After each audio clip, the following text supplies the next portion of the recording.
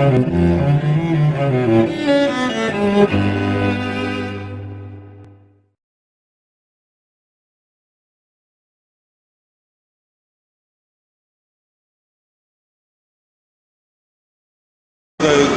handlers. The dog handlers, oh yes, the police dog handlers, yes. Let's get on with them. Yeah. You guys are stuck until the country? No. You can call the police. You can't arrest a tail of pursuit.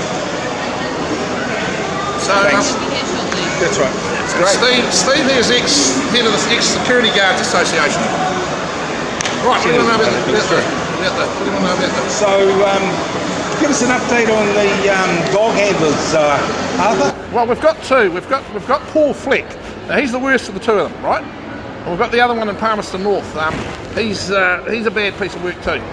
I managed to get a video on him, showing him abusing and threatening two young kids that were hiding in the ceiling. They were that scared of the bugger, they were hiding in the ceiling of property, and he threatened to put his dog up there and fight the hell out of them. And then he closed the door and beat them. Then they closed the door, realised someone had a video camera, and they closed the door and beat them up. Yeah, that's right. Yeah. And this guy is actually on the blasted board of trustees at Palmerston North Boys High School. You know, and you look at the mission statement of the Palmerston North Boys High School, you see it doesn't include abusing juveniles and threatening them. And threatening to put a dog on them, there's nothing worse. Why are these dog handlers out of control? Well, I think they've got a reputation among other police officers as Rambos. They look on themselves as a bit of Rambo. And obviously they've got that dog there as a lethal weapon. You know, you can't blame the poor dog, it's only doing what the master tells it. They're dangerous people, some of them, very dangerous. I urge people to go online and read the comments on the story I put up on Paul Fleck on my Facebook page. It's open to the public, and you'll see numerous personal stories on there of encounters with Constable Paul Fleck.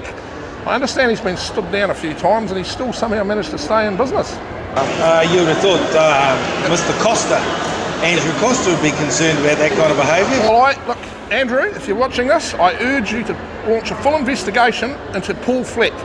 You don't need to take my story, right? And all the numerous people that are on my Facebook page that have had encounters with Paul Fleck. There's even one on there from a girl that was at primary school with him.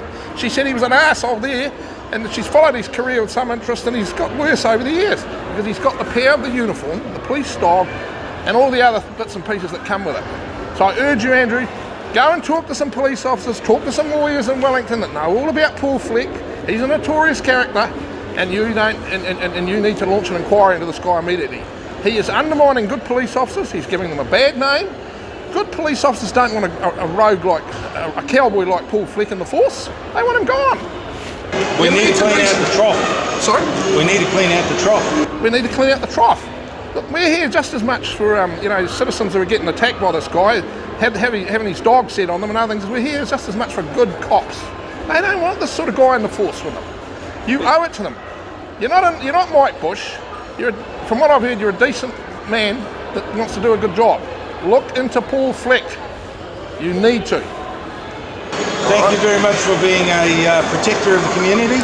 That's all right, Steve. It's always good to see you. Yeah. Merry Christmas. Same to you, Steve.